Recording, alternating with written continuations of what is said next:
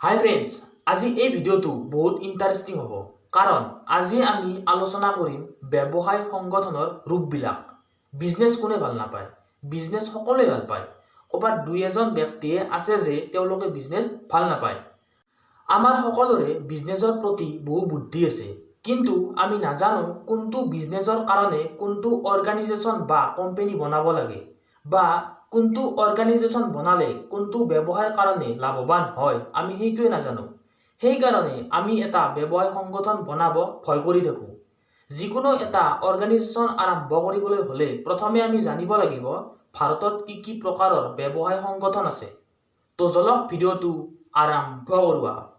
ভাৰতত মুখ্য 5 প্ৰকাৰৰ বিজনেছ অৰ্গেনাইজেশ্যন গঠন কৰাৰ অনুমতি আছে। কি?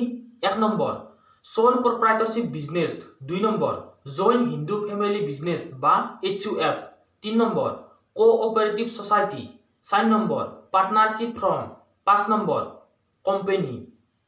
ভাৰতৰ এই 5টা মেইন বিজনেছ অৰ্গেনাইজেশ্যন হয় আৰু এই সংগঠনকেইটাৰ ভিতৰত বহুত ভাগ আছে, কিন্তু আজি এই ভিডিঅ'টোত আলোচনা নকৰোঁ কাৰণ মই ভাবোঁ যে যদি আমি একেলগে জানিব ইচ্ছা কৰোঁ তেতিয়াহ'লে এইখন কাণেৰে সোমাই সেইখন কাণেৰে ওলাই যাব, একো লাভ নহ'ব।